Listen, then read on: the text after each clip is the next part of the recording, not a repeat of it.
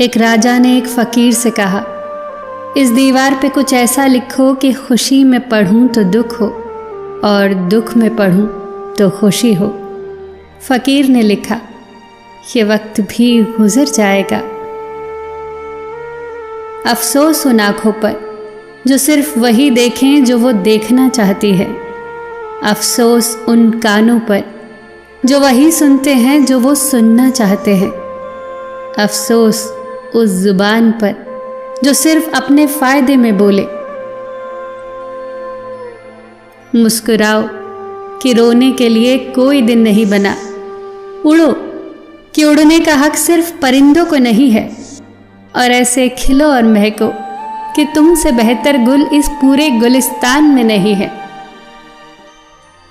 किसी भी बात से कभी निराश मत होना।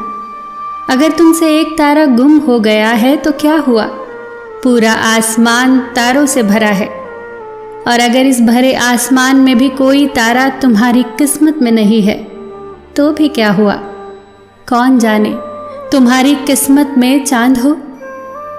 एक मोहब्बत के लिए अपनी बेशकीमती जिंदगी खत्म करने चले हो, पहले उससे तो मोहब्बत निभाओ जिसने जिंदगी दी है।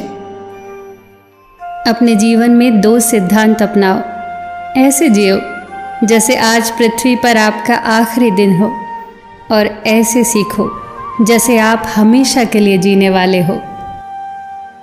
मीठा सबसे बोलिए, सुख उपजे चहु और, वशीकरण यह मंत्र है, तजिए वचन कठोर।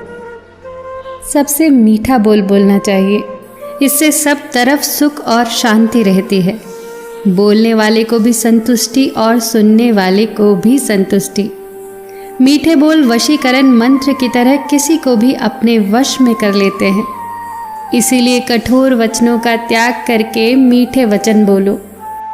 अगर आप समूह में काम करते हैं तो 3 बातों का ध्यान रखना।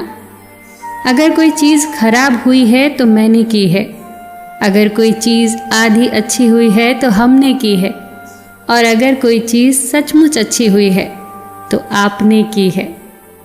एक समूह को जिताने के लिए ये एक मंत्र की तरह काम करता है।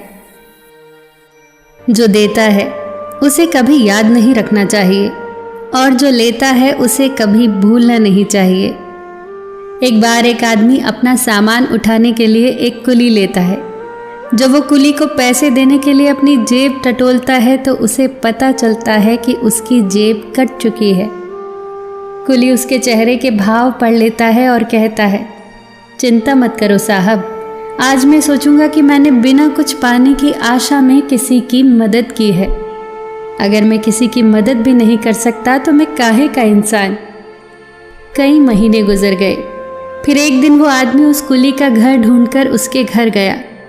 दरवाज़ा खटखटाया तो दरवाज़ा कुली के बेटे ने खोला। इस आदमी ने उस बच्चे से कहा, दिवाली मुबारक हो, और वो बिना अपना नाम बताए एक बड़ा सा उपहार और कुछ पैसे उस बच्चे को दे देता है। याद रखना कि 2 पर याद न रखो और लो पर कभी भूलो मत। किसी ने एक संत से पूछा, महात्मन, हम ईश्वर के आगे सर क्यों झुकाते हैं?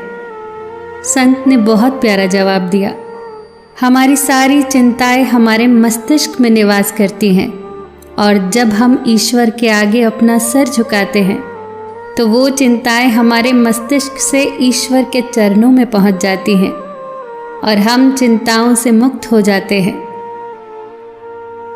जीवन बहुत छोटा है, उसे जियो। प्रेम दुर्लभ है, उसे पकड़ कर रखो। क्रोध व्यर्थ है, उसे छोड़ दो।